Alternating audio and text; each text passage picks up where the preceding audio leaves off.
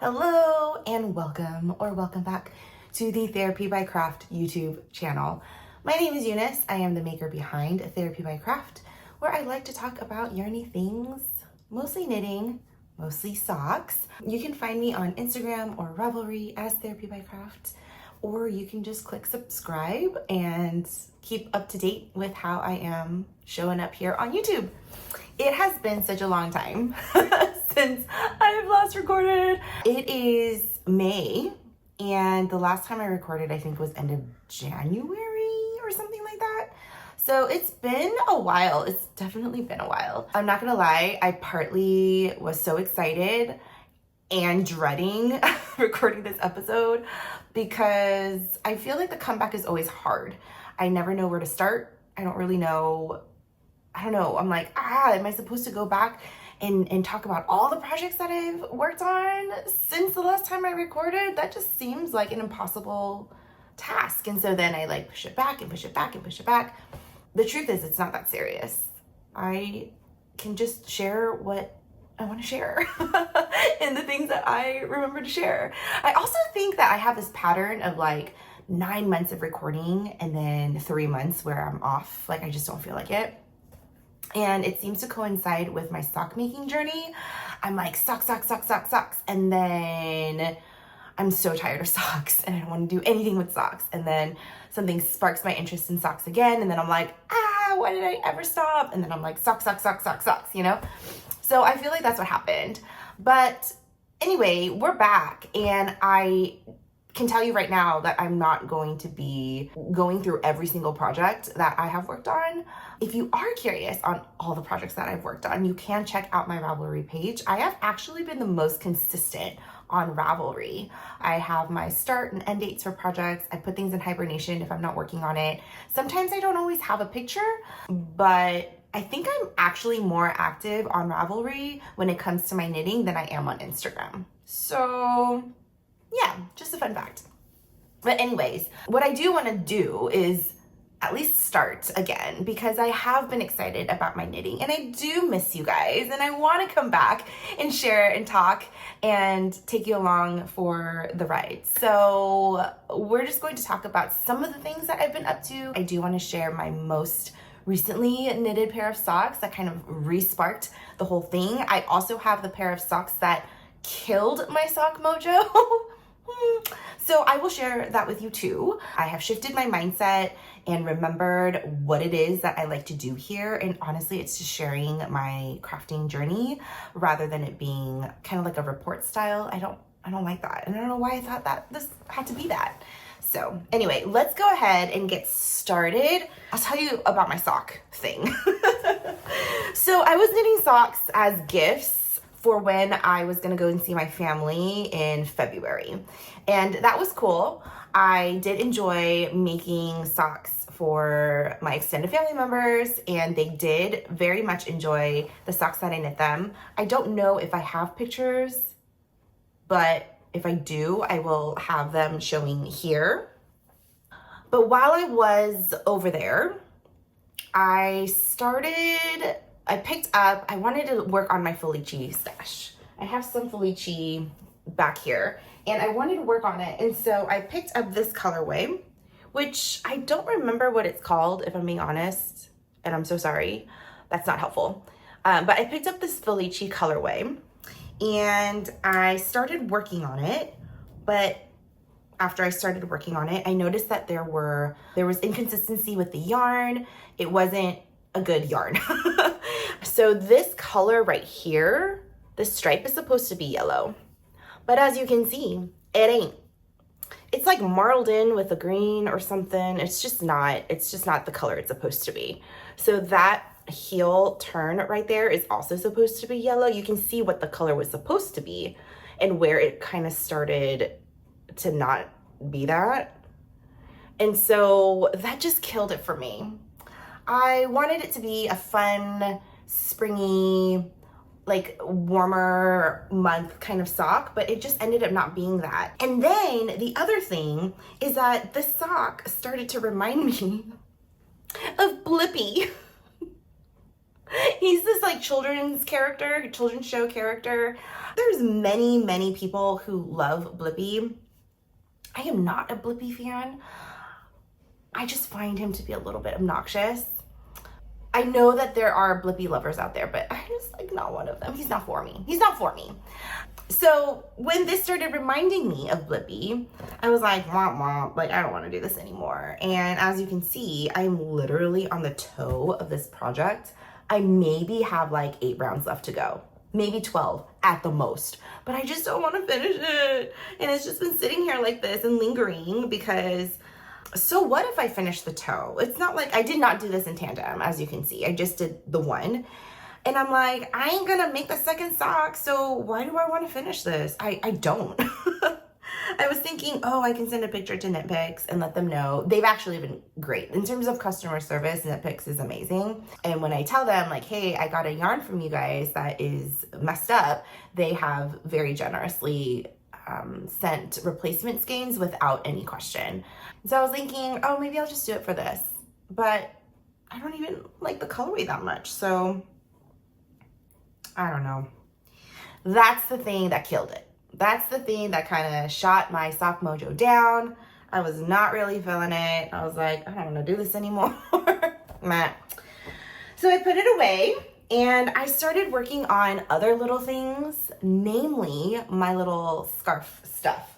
So I was making a bunch of Stay Toasty scarves for a while. If you guys remember, that was kind of my go-to project that I would reach for anytime I wanted to work on something.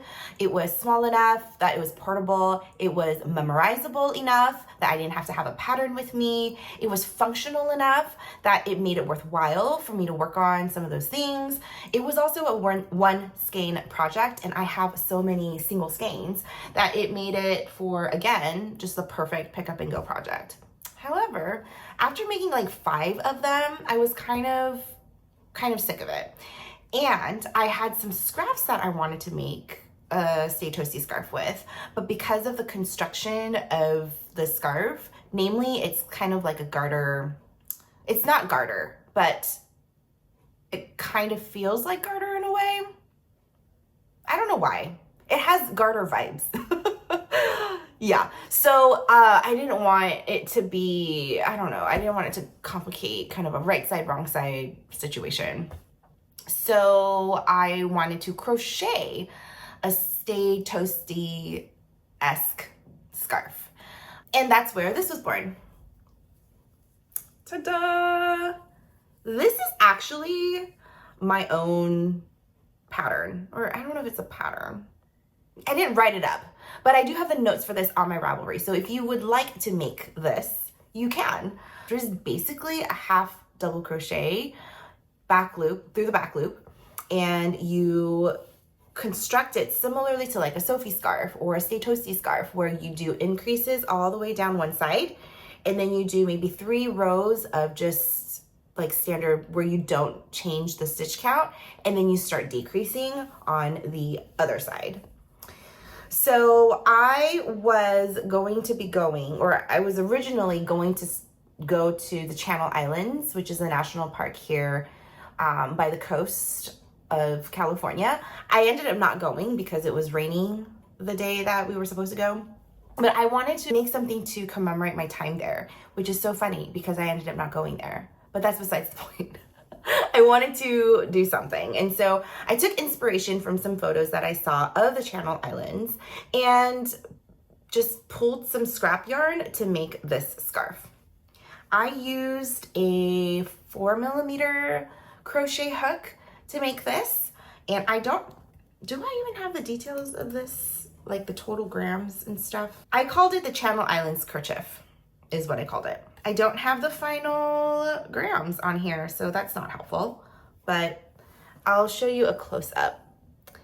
It is half double crochet through the back loop only, all the way through, except for the very first and last stitch of the row.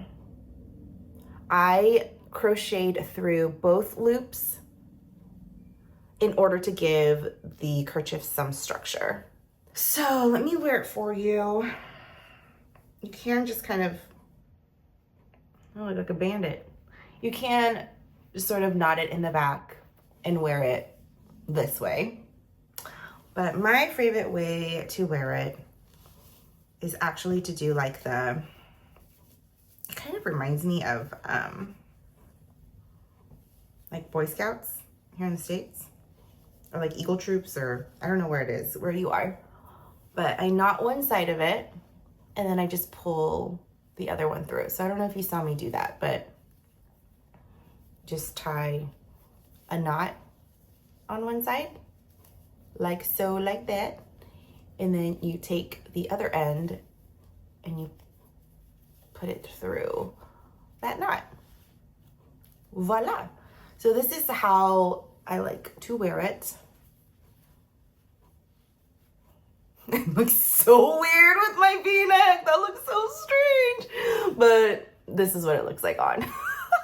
That's so funny. Anyway, I like it. I wore it, not with a shirt, obviously, but I did wear it quite a bit. It gave me a lot of joy. It made me, it just gave a little pop of color to my outfits, a little accessory that, I don't know, felt whimsy, I guess, or whimsical. So that was that. Like I said, I do have what exactly I did in the project page on Ravelry, so you can go and take a look at it. I started this on March 30th and I finished it on April 1st. So it literally took me a couple of days to do. And that was with trying to figure out what I was doing. I actually made a second one using a colorway that was way more neutral, and I made it using this one. I think it's by Explorer Fiber. Oh no, it is by Explorer Fiber Knits in her Ireland collection. I think it's called Fida. I literally don't know how to pronounce it, but I made it with that color, and it was just one color. I gifted it to a friend and she loved it. She thought it was really cute, and it was. So this was kind of my go-to quick and easy project after this failure. And I made 2 of them, and then after that I kind of stopped. I had in mind to make some others, but then I got distracted with my blankets, which I'll show in a bit. Then Iochi Makes, her name is Joanna, and on Instagram, I've mentioned her before because she is such an inspiration to me. She is a mom of 3 littles now. And her, like, she's just a creative, like, she's just an artsy, creative person. And she was making these adorable little beanies. It's called a polka hue or polka beanie. And they were just so stinking cute that I had to also make some. I made 2. One was a Scrappy one that I already gifted. I didn't love that one as much, even though it was nice. I held 2 strands of self-striping yarns together in order to make like a marled self-striping something or another. If I have a picture, I'll put it here. I don't know. I don't think I was very good at taking pictures of that one. But then I also made a second one using 2-ply fingering weight yarns held double to create this. It is called the Polka Beanie by Lene Baker. Ooh, L-I-N-E, Lene Becker, B-E-K-K-E-R. And it is a pattern that is available on their website. I don't think it's available on Ravelry, but it is available on their website. I made this using US 7 needles. And like I said, I held 2-ply yarn together because I don't like using 2-ply yarns for socks. I don't know why it hurts my hands a little bit more, but they do. So I have a bunch of 2-ply yarns, which I'll show you later how else I'm being creative with it. But this was one of the ways. I think this is so cute. It kind of looks like a circus tent, kind of, or like a bodega awning or something, but I just think it's really cute. It is a garter stitch beanie and it's worked side to side. So you start with, oh yeah, here it is. You start with one side and you can't really see the seam, and I'm gonna tell ya what seam to use, but you start on one side and then you just work like around this way, and then you use short rows to shape the crown of the beanie as you're working it. At the end, you cinch the crown part together and you basically end up with this here after kind of, I would say a rectangle, but it's not a rectangle because on one side of it, you're doing short rows. You seam it together and then that's the inside. And then this is my seam right here. I don't know if you can see it. Right there. So for the seam, I used what's called a half Kitchener stitch, which I've never done before. I tried the first beanie that I made, I bound it off and then I just sewed it together, but the seam looked really ugly and I also hate sewing. So I didn't like it. I also didn't like that there wasn't a lot of stretch this way if I bound it off and seamed it in. I didn't like that. So I scoured YouTube University to see what the best way was to seam live knit stitches with a cast on stitch, I guess. And what came up for me was the half Kitchener stitch, and it worked beautifully. The best part is that you can barely tell that the seam is there. I mean, you can definitely feel it and it is there, but it's stretchy enough. It's not as stretchy as the rest of the beanie, but it's stretchy enough that it's comfortable to wear. And on the right side, it's barely even noticeable. Like you can't even see where the seam is really. So I will try it on for you. It does look a little bit weird on my head, I have to be honest. So don't laugh, okay? This is what it looks like. I look like a mushroom. I look weird. But here it is. I haven't blocked this one. I think if I block it, it'll be a little bit more like comfortable to wear, I think. And I do want to make more of these. I think it's really cute. The process of knitting this was really adorable. I mean, what? The process of knitting this was really fun, and the outcome, the product of it was really adorable. I think I do want to knit one for Sam too, but she doesn't really wear beanies. She likes to have her hair in like a ponytail or like a side clip like this. So she doesn't really wear beanies. And also it's hot right now, so nobody's wearing beanies. But anyway, if you're sick of making another muscle burrow, this is a good option. I would definitely recommend. Okay, so then I made the polka beanies. I made 2 of them. I was obsessed with it. And then what else did I do? Oh, then I picked up some of my lingering blanket whips. So, oh, actually, no, before I do that. Then Sam started ice skating. She, I guess, was inspired by the Olympics or something. No, or Elsa from Frozen. I don't know. But she wanted to go and pick up ice skating. So we signed her up for that.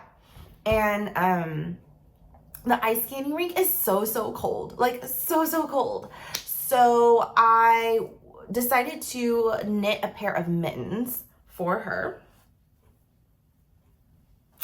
Voila. And these, I think, I must have whipped them up very quickly. Let me give you some details on this. This pattern is called Luffe or Luffe, L-U-F-F-E. I think it's a free pattern, actually, on Ravelry. Nope, it is not a free pattern. It is a paid for pattern. I lied. But it is kind of like the muscle burrow of Mittens because it's double lined. I will pull out it was such a pain in the butt to like put them together, but because this is how much I like you guys, I'm going to pull it out for your benefit. All right, here we go. So it looks like this. You basically make like a left side mitten and then a right side mitten, and then you like stuff it in so that it is one mitten, double lined. There is a gusset for the thumb, so there are like anatomically accurate thumbs for the mittens. And I made this, I started this January 31st, and then I actually finished it on February 6th. Ooh, so I'm obviously not doing this in chronological order. Anyway, it doesn't matter. I used a Mittens crochet yarn. I used 2 Mittens crochet yarns for this. One of them is Midnight Orchid. That's the self-striping colorway. And then the inside of it is off-white. Spoiler alert, she doesn't wear them. She thinks that it is too roomy up here. So I guess she wants her fingers to be like right at the top. She wants it to be very, very snug, but I guess there's too much going on up here. She doesn't like them. So I spent a lot of energy making these adorable mittens for her, only for her to not even want to use them. So yeah, they're just kind of like sitting around, not getting any use. And also now it's summer, so, but I think she will want to use them maybe later as her hands grow. She had a pair of like kitty mittens that she had when she was a baby, like a toddler. And she didn't use them when she was a toddler, but she uses them now. So maybe homegirl just wants mittens that are like very, very snug. And that's fine. So I will hold on to these until her hands have grown enough to wear them to her comfort level, and I will give it to her then. So I've made a pair of mittens like this before in the past. And what I did was I used a non-superwash for the outside of the mittens to make them warm and to make them essentially waterproof when we would go out to the mountains so that she could play in snow. She actually wants to be like making snowballs and stuff, but in order to make it a little bit more waterproof, I would use a non-superwash yarn for the outside of the mitten, and then for the inside of the mitten, use a superwash yarn so that it's a little bit softer. And then of course, hand wash them so that they don't felt. That's kind of how I made her first mittens when I first picked up the pattern. This one, I just used Mittens crochet because that's what I wanted to do. The previous ones that I've made, that's what I've done, and that's what I would recommend for you guys to do. It just is really, really soft on the little's hands while also making it very, very warm. So there's that. Okay. After all of that, I'm not going in order, but after all of that, I wanted to really do something with my scraps. I love scrappy knitting. I love scrappy projects. I kind of like scrappy projects sometimes more than breaking into a new skein of yarn. I like the whimsy. I like the, is it called kitschy? I don't actually know if that's an insult or not. Is that an offensive thing? I don't know, but I like that. And I have for the longest time been wanting to make magic knot balls, but I have not had the best luck with the magic knot. So I held off on making magic knot balls. I also held off on organizing my scrap yarn because I was really, really overwhelmed by them. But there was a day when I sat down with a very, very, very dear person who helped me and offered to help me organize my yarn a little bit, my scraps at least, because I was feeling like I was drowning in them. And I organized them by weight. So I threw them all the scraps that I had, little balls of yarn, and they weighed them for me and put them in like little plastic bags like this. And we labeled each bag as like 6 to 10 grams, 0 to 3 grams, 3 to 5 grams, etc., etc., etc., so that I could know what to use some of these scraps of yarn for. And one of the Ziploc bags that we created was a 0 to 3 gram bag. And that's what I used to start making my magic knot balls. Now, I don't use the magic knot. I use a different kind of knot that I don't know the name for. But if you follow me on Instagram, I started reposting some videos or reels that show different techniques that I think are super cool. So if you follow me on Instagram, then you can go to that and see some of the techniques that I think are really interesting, new to me, that I want to use one day, that I think will be helpful one day. And if you're not following me on Instagram, you should, but also, I mean, you can do whatever you want, but you can still go there, it's public, and still look at some of the things that I used. So it is a kind of knot that I don't have a name for, but I did post it on there, so you can take a look. And that has been a game changer for me. And I actually made my very first Scrappy yarn ball. And I consider this to be a finished project because this was a project and it is finished. I took a little barrette clip, alligator clip thing. I don't know what these are called, like a snap clip. In Korean, my mom and I used to call this tuktak because, or like tuktak, what was it? I was like, it's an onomatopoeia, but because it makes the sounds, so we would call it like a tuktak bean. But anyway, use one of these to kind of clip. I weighed it and I used a little clip to clip the total grams onto this ball. And then I have a second ball going right here. And I'll just put into this bag any like leftover, I mean, even if it's like this long, the scrap is this long, I will still put it in here.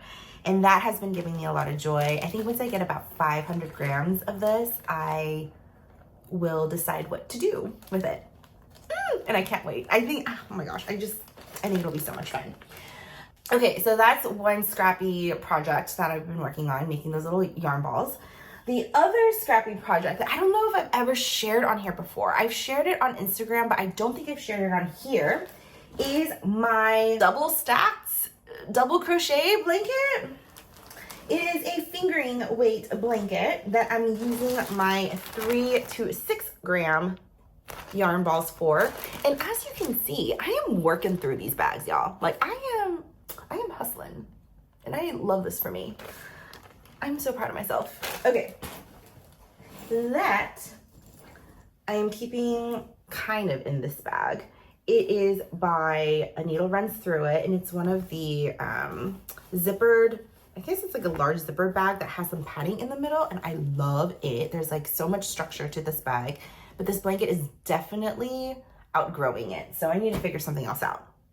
Okay, I'm using a 4mm G hook for this project, and it looks like this. Ta-da! It is so beautiful. Here you go, there you go. Isn't it so cool? I actually don't know if this is going to be the width of the blanket or the length of the blanket. I don't know. How long is it? I'm on my bed right now, as you can see, and I'm trying to see if I can show you guys how long it is, but I feel like I'm failing to do so. Like, it's like awkward. If I lay out, it does cover my feet and it comes to my shoulders, and I know this will grow because I am using my superwash yarns, scrap yarns for this, and absolutely it will grow. All of the Scrappy superwash yarns I've used have grown at least by 1.5, almost 2 inches sometimes each way. So I know that this will grow. So if I wanted to use this as the length and have the rows kind of go vertically up and down, I could totally do that.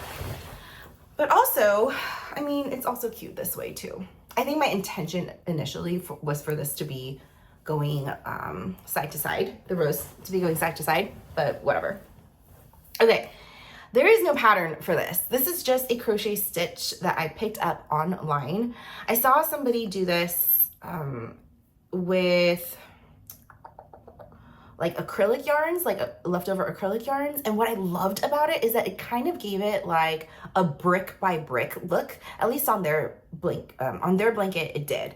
This is not really necessarily giving that look, but I don't care. It is called a stacked double crochet. I think you can look it up online. I have a tutorial on my Ravelry page, so I will link that down below. But I think it's called the stacked double crochet. Essentially, you are doing 2 rows of double crochet at the same time. It is so cool. It looks like this, and each row that you're crocheting is the height of 2 double crochets, but it's not like a triple crochet or quadruple crochet. And I'm using US terms, by the way. So when I say stacked double crochet, it's in UK terms, it would be 2 trebles on top of each other. In US terms, it'd be 2 double crochets on top of each other. And it is so cool. It is just the coolest. And because you're essentially working 2 rows at a time, it goes quick. It feels like it's going quick because each row that you finish, you kind of, in a way, finish 2. I think this is like such a cool blanket. I love it a lot. And I would definitely recommend it. Wait a minute. Am I lying to you right now? I'm lying to you. I'm not holding it by itself. I'm holding it double. I'm holding fingering weight double. Okay, I'm holding fingering weight double so that it is a DK weight. The reason why I got confused is because if it was a DK weight, I usually use like a 5mm or a 6mm hook, but I'm using a 4mm hook, which is what I usually use when I hold fingering weight single. Okay, that makes more sense. So I'm using a 4mm hook for my DK weight blanket to have a denser fabric, because when I used a 6mm hook or even a 5mm hook for this blanket, it was feeling a little bit too loose. And like I said, when I block this, it's going to stretch. So I purposely went down a hook size so that it can be more relaxed in the fabric that I want once I block it. Yeah, okay, that was weird. Anyway, the details for this are on my Ravelry page, so you can go and take a look at that. But that is my stacked double crochet Scrappy blanket. There it is. I am actually going to move, where is it? I have a marker on here. Oh yeah, I have a marker on here. It's a little cactus stitch marker. I got this from Dusty Yarn Co. One of her girls had made these little cute stitch markers. And that is actually marking where I was on the blanket when I showed it on Instagram. So I'm gonna move this up so that I know where I was when I showed it to y'all here. Okay. Okay. Anyways. After this, I picked up, the next thing I'm gonna share is actually a fingering weight blanket, and I know this for sure.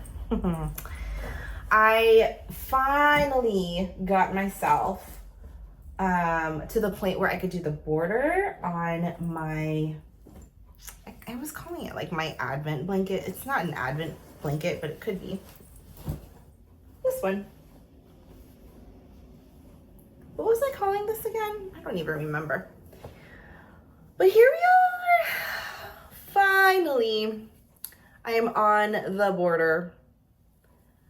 I am making a very thick border. This is called the Met by Sorella. It's on her classic sock base, but it's not a sock yarn. It is 100% superwash merino, and it is a 2-ply yarn, which is why I'm not making socks with these. It was another reason why I'm not making socks with these. But that's the color that I'm using for the border of this blanket. I have talked about this blanket extensively, so I'm not going to go into detail about it again. But I am on the border, and I think what I'm gonna do is, like, I worked on this and then I put it down, and I feel like it's literally going to just take me a couple of days to finish this blanket. So I just need to do that. But I'm going to, 1, 2, 3, 4, 5. Right now there's 5 rounds of granny stitches around this border right now, but I think I'm gonna do 8. And then after that, I think I want to do a kind of scalloped edge. I want the vibe that I'm picturing is like, you know, those fancy like picture frames. I want it to kind of be like a decorative picture frame border for these granny squares. Oh gosh. The yarn that I am using for this is actually an Advent, which is why earlier I was saying, like, do I want to call it an Advent blanket? I don't know. It is the Dragon Horde yarn and Yarn Cafe Creations final installment of the Harry Potter Advent yarns, Advent boxes that they were doing. I got the last installment, and that's this. The inside is the Hufflepuff colorway because I am in the Hufflepuff house. And the only yarn that is not a part of the Advent is this yarn here. Because again, I wanted to do like a more, neutral border to round out this blanket. Ugh. It's not very big, but it is big enough to definitely cover my body. For a child, absolutely. Sam could get under this and snuggle under it, no problem. Obviously this is not blocked yet, but once it is blocked, it'll grow. So I feel like this is a very comfortable size for like a lapcan, like a reading blanket of sorts.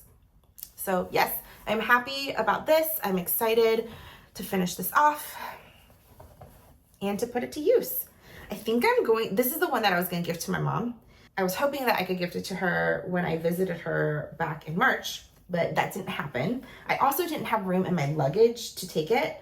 So it wasn't gonna happen anyway, but she will be here in July. So maybe I can finish this by July and give it to her then.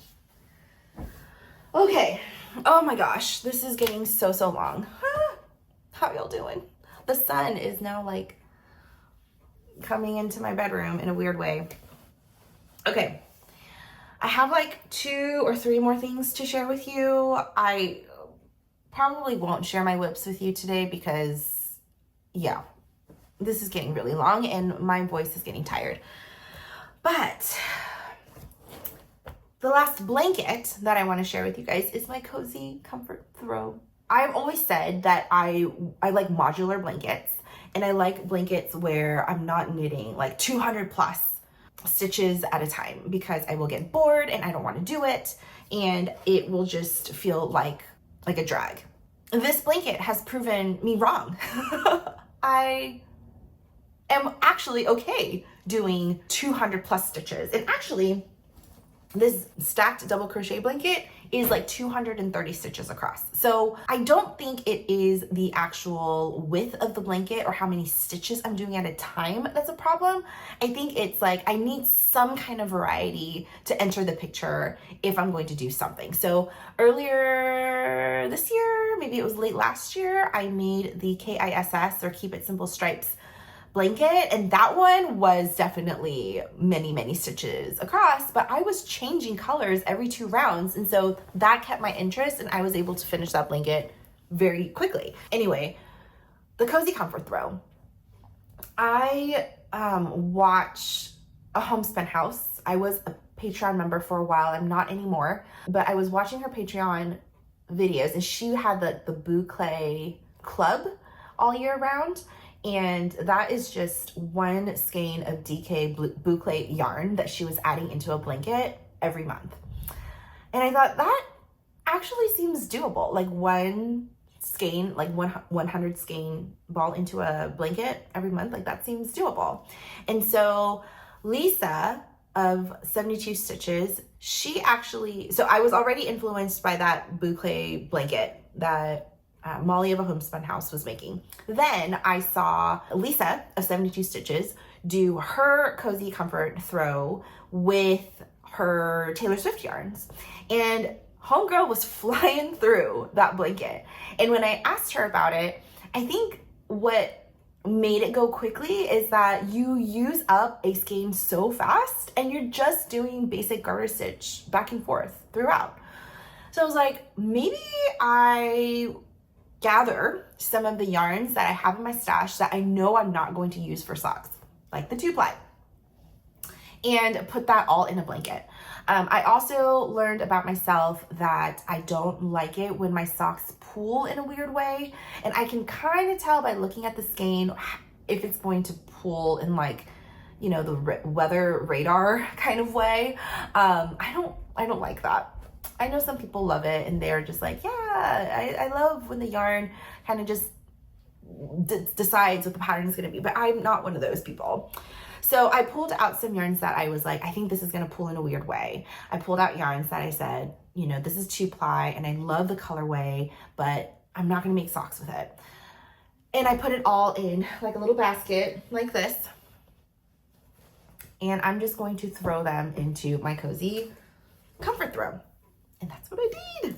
So this is an example of a yarn that I knew was going to pull in kind of a weird way, but I love the colorway. It is a Yarnable yarn, and actually Yarnable is the only subscription that I kept.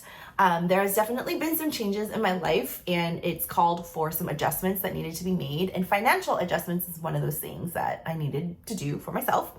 And so I canceled my Homespun House Patreon membership. I also canceled my Row 1 subscription, and the only thing I have right now is my Yarnable subscription, and I'm very happy with that. So basically, I mean, we had a yarn crawl recently, and so I did purchase yarn for the yarn crawl, and I was very happy to do that. I wanted to support my local yarn store, but besides that, I'm basically like not really purchasing yarn right now, and that's fine. I mean, I have plenty of yarn, and this is not even including my scraps, and it's super disorganized even. So, I mean, I have a lot to work with, and I'm very grateful for the yarn that I have already accrued. But yeah, I'm trying to be responsible with my finances and stick with the yarn that I have and really enjoy the things that are in my stash already. So that was a weird aside, but that's that. I am using the yarns that I have and trying to repurpose it for projects that I know I will enjoy them for instead. You get me, right? Anyway, here we are. Without further ado, my beautiful cozy comfort throw. Yay! As you can see, not all the stripes are even. Like this one here, oopsie, this one here is definitely wider. I think it's because maybe the twist of the yarn, or it's a 2-ply yarn, and I think there was just more yards in that 100 gram skein, and that's fine.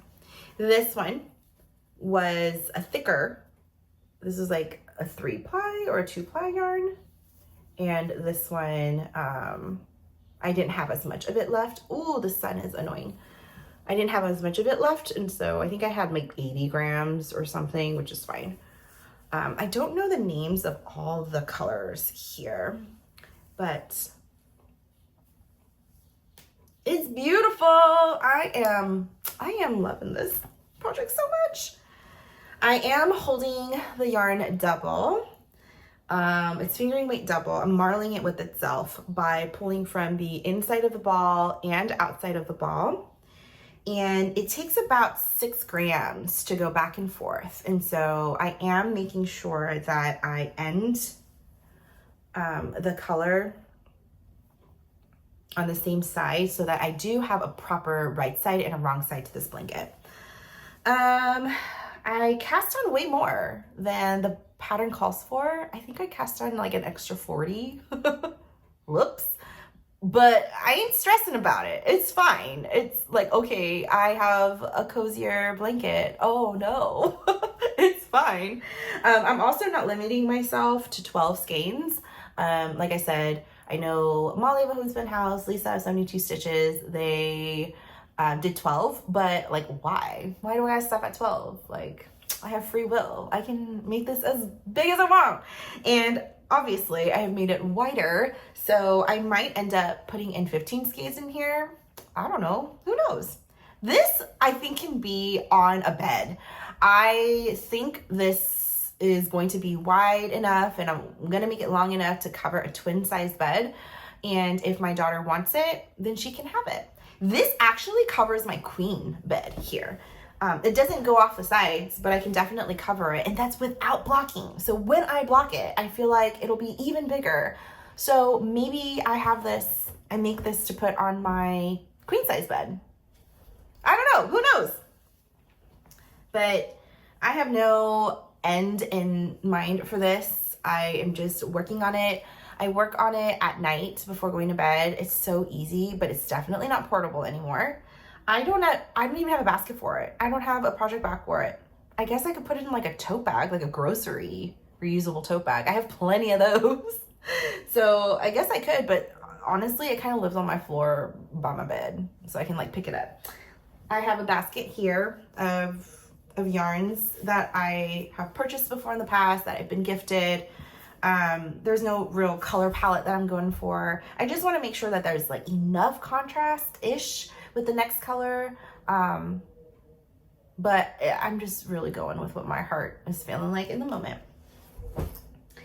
So yeah, that's that. The pattern is actually by Molly of a Homespun House, and it is available for purchase on Ravelry. So if you are interested in making one yourself, go for it. Yeah, I am using a US 8 or 5mm needle. I don't know how long this cable is. I'm guessing it's like 42 or 46 inches. And yes, that's all I have to say about that. Okay, now we are going to come around full circle and tell you what it was that re-sparked my love for socks. So I really did not make any socks after February, but I was still wearing my hand-knit socks. I gifted some of my socks from this sock box to my extended family when they came. I took some with me and just said, hey, these are socks I've worn. Here are some new socks for you, but here are some socks that I've also worn, and if you want it, you can have them. And they did take some. They actually liked the socks with a shorter leg, and I too found myself reaching for my shorter socks. So a lot of my socks in the past, if you've been here for a while, I do at least like a 20 round, oh my gosh, this sunlight thing is annoying, but I do at least a 20 round cuff and a 60 round leg. That was my MO previously. Whatever heel I would do, that is generally what my sock recipe was. But when I noticed the socks that I was reaching for the most, it turned out to be this one in particular. It was my chunky, colorful cuff socks. And this happened to be just like the perfect length of sock that was the most comfortable for me. Not only was it comfortable, but I liked having that little splash of color in the cuff that would peek out under my pants, like the pants that I was wearing for work or out and about. Even when I was just wearing my shorts, this length was the length that I enjoyed the most seeing on my body when I would go out into the wild. So I was reaching for these socks a lot, and I thought, why only just wear these socks? I can just make more. duh. So then I had this inspiration of like, oh my gosh, I have yarns in my stash that are not exactly variegated, but they're definitely colorful. There's more variation to the yarn, even if it's not like a fully variegated yarn. And I pulled out some very colorful scraps and a color that was giving me lots of joy, and knit this pair. I love it. Oh my goodness. I am calling these my Underworld chunky cuff socks because the main color here is Underworld by Gems Luxe Fiber. And as you can see, I did some chunky cuffs here. I looked for colors that I could see in the main color and tried to pull what I thought would be a good contrast. As you can see, it's not an identical pair, it's a fraternal pair. And I did something a little bit different by adding, I guess like an athletic stripe at the toe. And it's not full rounds, it's just a stripe at the top of the foot. I matched the color with whatever color was in the middle of the cuff. So this one is the red and this one is the yellow. I started these on April 27th and I finished them on May 4th. It took me literally a week to knit these socks and I love them. Some details though. Like I said, this was, I found to be the perfect length for me. I did 30 rounds of 2x2 for the cuff. So it's 6 rounds per color, 5 colors, 6 rounds per color. And then I did 30 rounds for the leg. So in other words, 60 rounds total, instead of it being like 20 round cuff, 60 round for the leg, 60 round total, that's it. And I love this length. Right now, this is my favorite length. Maybe it'll change, I don't know, but right now, this is what I like. So moving forward, I think I'm gonna make more socks in this length, especially getting ready for summer. I love the chunky cuff. I think having colorful details in the cuff is just wonderful. Summer Lee has a couple of sock bundles. One of them kind of details like the cuff portion, and then another one, I think it's like the classic crew sock bundle, has details for how to do the toe stripe right there. But yeah, that's it. Oh my gosh, it's like an hour almost. But thank you for being here still. For those of you who have stuck around, and especially those of you who have reached out during my little hiatus, I appreciate you so much. I am so thankful for you. Sometimes I wonder, like, who cares about all this knitting stuff? But to be honest, I do. And I notice when my favorite podcasters don't podcast for a while, and I think about them. And so it just tickles me, and it brings me such, it humbles me that you guys feel the same way about me. I don't know, like, thank you for being here. And I hope that it will not be another 3 months before my next video. I am working on some things. I am working on socks. I'm working on these blankets, and I will keep you guys posted at the next video of what I want to do. But anyway, thank you for being here. I hope you guys have a wonderful day, a wonderful rest of the week. And until next time, happy knitting, guys. You're giving me wind